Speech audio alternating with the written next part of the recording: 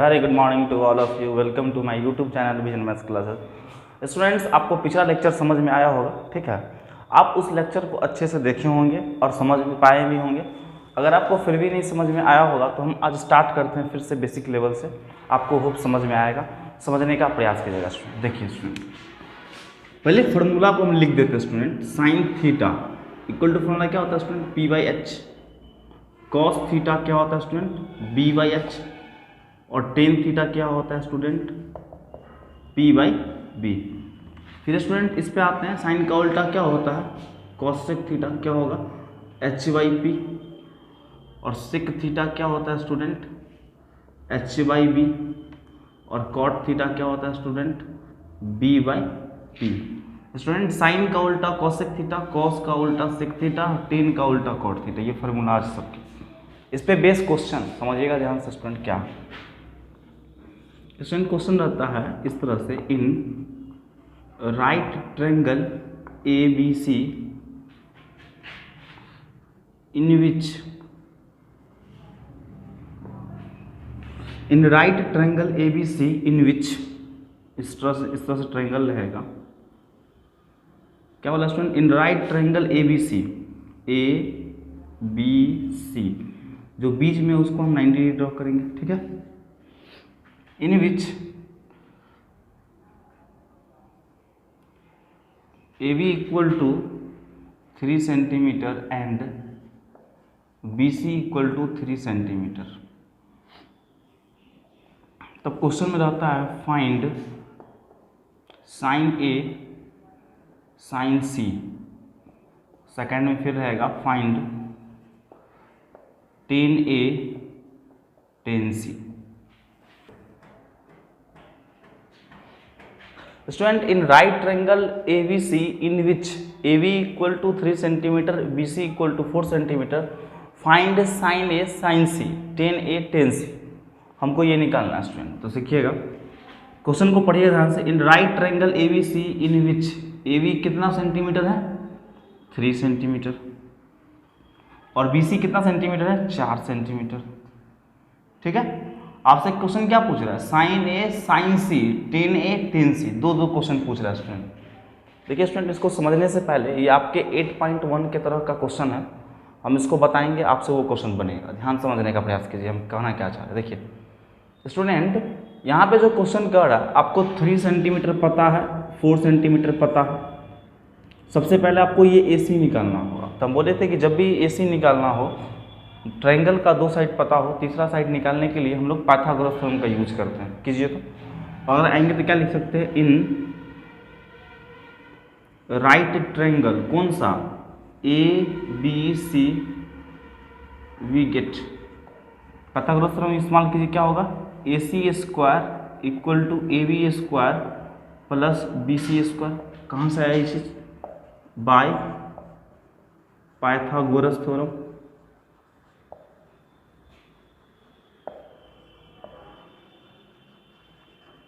ठीक है student.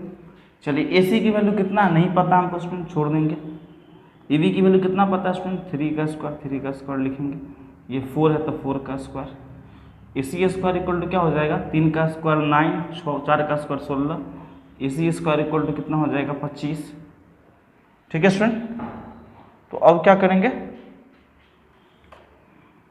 AC equal to कितना हो जाएगा? √25। तो AC का आंसर कितना हो जाएगा? 5 सेंटीमीटर। स्टूडेंट समझने का प्रयास कीजिएगा। हमको ट्रायंगल के तीनों साइड पते हैं। अब जो क्वेश्चन पूछ रहा है उसके अकॉर्डिंग बनाइए। आपसे क्वेश्चन क्या पूछ रहा है? साइन ए साइन सी। अब यहाँ पे एंगल हम क्यों नहीं माने? इसलिए नहीं माने हैं क्योंकि साइन ए भी पूछ रहा है और साइन सी भी पूछ रहा है। तो अगर यहाँ थीटा मानेंगे तो यहाँ भी थीटा मानना पड़ेगा ना। इसलिए जो क्वेश्चन पूछ रहा है उसके अकॉर्डिंग हम काम करेंगे। अगर साइन ए पूछेगा तो थीटा ऑटोमेटिकली यहाँ से काम करेगा, ये बेस होगा, ये परपेंडिकुलर हाइपोटेनस फिक्स होता है। अगर साइन सी पूछेगा तो यहाँ पे आएंगे, ये बेस का काम करेगा, ये परपेंडिकुलर होगा, ये हाइपोटेनस। समझ पा रहे स्टूडेंट? तो हम निकालते हैं साइन ए। समझिए, साइन ए का फॉर्मूला क्या हो जाएगा स्टूडेंट? हम लिखें उधर से, देख लीजिएगा, पी बाई एच। अब बताइए स्टूडेंट, ए यहाँ पे है, साइन ए अगर यहाँ पे है तो ये आपका बेस होगा, ये आपका परपेंडिकुलर होगा, ये आपका हाइपोटेनस होगा।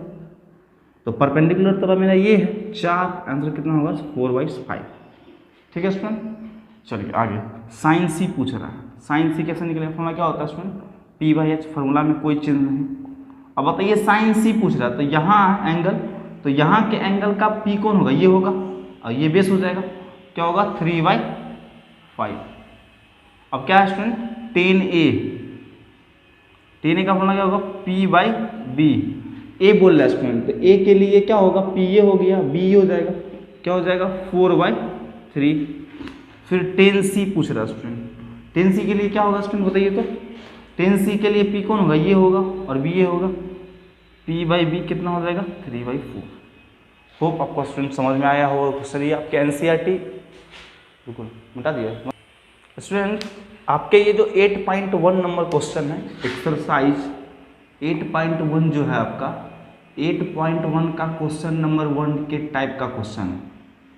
आप घर पे जाइएगा, इसको देखिएगा उल्टा के, आपके सेम क्वेश्चन मिलेंगे इसी टाइप के, बस डेटा चेंज है, यहाँ पे 12 है, यहाँ पे 13 है, आपको ये निकालना होगा।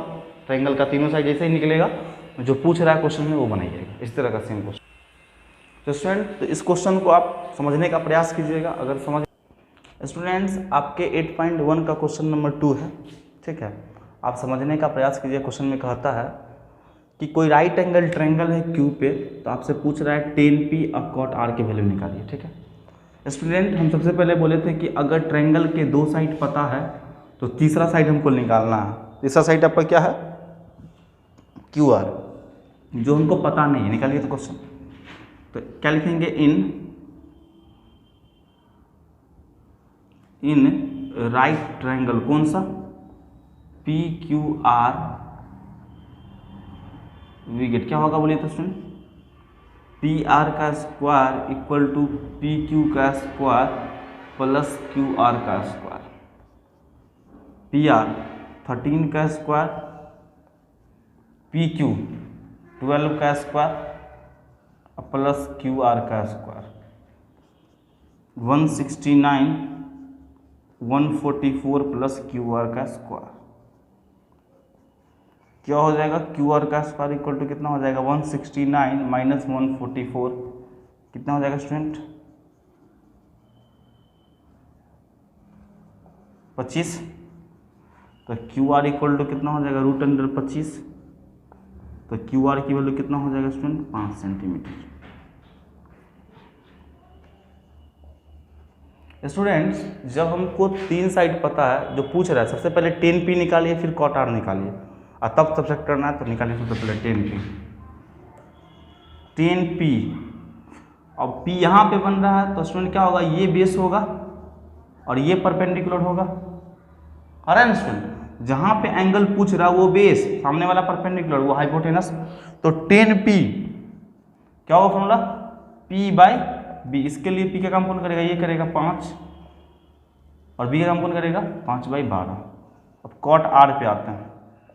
cot R कहाँ है स्टूडेंट, यहाँ पे है। इसके लिए P का काम कौन करेगा, इसके लिए फॉर्मूला क्या होता है cot R का, B/P।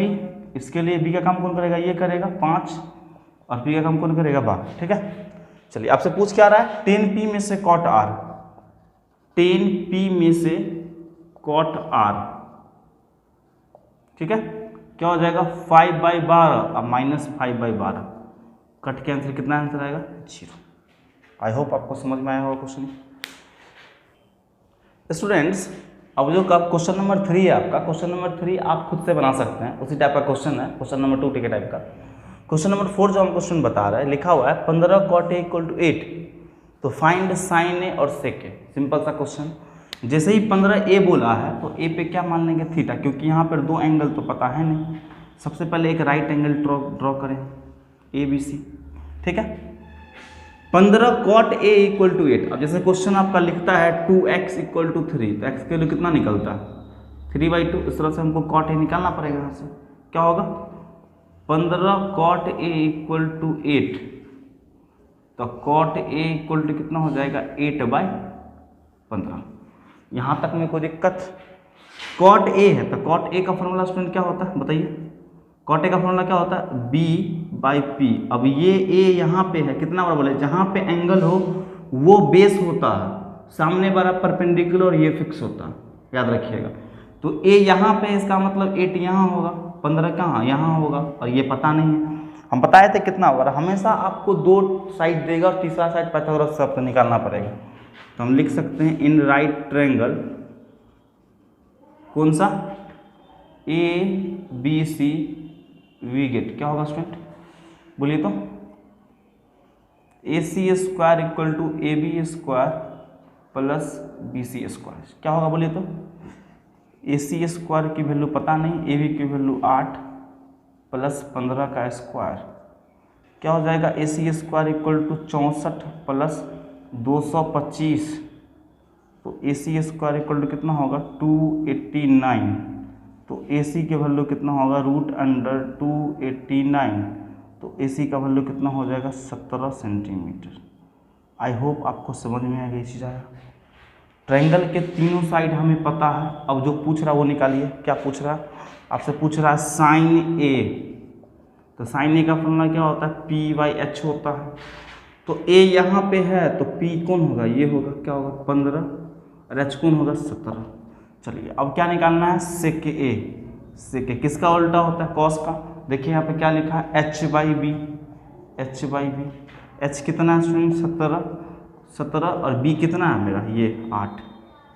आपका क्वेश्चन यही आंसर समाप्त होता है, आपको होप समझ में आया होगा। स्टूडेंट क्वेश्चन नंबर जो 5 है वो आपसे बनेगा, घर पे बना के देखिएगा, बिल्कुल बनेगा। चलिए अब क्वेश्चन नंबर 6 को देखिए। क्वेश्चन नंबर 6 कहता है if angle A and angle B are acute angle, if angle A and angle B are acute angle such that cos A जो है वो कॉस B के बराबर है, then so that angle A बराबर angle B। सबसे पहले right angle triangle draw कीजिए। यहाँ से एक हमको गिवन दिया हुआ एंगल A और एंगल B क्या एक्यूट एंगल, यानी कि एंगल A यहाँ होगा और एंगल B यहाँ होगा। क्यों, क्योंकि एक्यूट एंगल यहीं होता, ऑटोमेटिकली C बचा हुआ था, ये C हो जाएगा। आपको होप समझ में आया होगा। चलिए क्या लिखेंगे जरा ध्यान से समझिएगा, इन राइट ट्रायंगल, कौन सा ACB। स्टूडेंट राइट ट्रायंगल जो होता है वो हमेशा बीच में लिखते हैं एंगल को, ठीक है, जहाँ पे एंगल बनता है। आपको गिवन क्या दिया हुआ, कॉस A बराबर कॉस B। अब जरा ध्यान से समझिएगा, कॉस A बराबर कॉस B, तो कॉस A पे चलेंगे तो इसके लिए बेस ये हो जाएगा और परपेंडिकुलर ये हो जाएगा और हाइपोटेनस ये होगा। स्टूडेंट कॉस A के लिए बेस ये हो जाएगा, परपेंडिकुलर ये हो जाएगा, हाइपोटेनस वो होगा।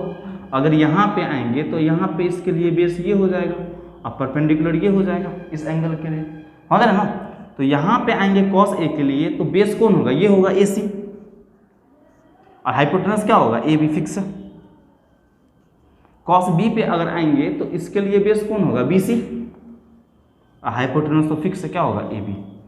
आई होप आपको समझ में आया होगा। ये AB से AB खत्म हो गया। स्टूडेंट क्या बचा, AC equal to BC। Student पहले लेक्चर में हम बताए थे कि अगर आपको ABC एक ट्रायंगल है, हम आपसे अगर पूछे एंगल A का साइड कौन होगा तो क्या होगा BC, यानी BC का क्या होगा एंगल A होगा। यानी कि अगर आपसे साइड पूछ रहा है और एंगल बता रहा है तो एंगल A होगा। आपसे पूछे कि BC का साइड, BC का एंगल कौन होगा तो एंगल A, और एंगल A का साइड कौन होगा तो BC। तो उस तरह से आइएगा, AC से पूछ रहा है AC, तो AC देखिए सुन कहाँ है, यहाँ AC है और इसी के जस्ट अपोजिट क्या होगा एंगल, एंगल B होगा, ठीक है। और BC पे आइएगा तो BC का एंगल कौन होगा स्टूडेंट, एंगल A। तो क्या होगा स्टूडेंट, एंगल B बराबर angle A। It means angle A बराबर एंगल B, जो प्रूफ करना था आपको स्टूडेंट। बहुत ही आसान क्वेश्चन था, आप समझ पाए होंगे। आई होप स्टूडेंट ये पहले लेक्चर में बताया था आपको BC का एंगल कौन हुआ, एंगल A। तो BC का एंगल A हुआ, इसका मतलब AC का एंगल कौन होगा, ये AC है, इसके एंगल कौन होगा, जस्ट ऑपोजिट एंगल B होगा।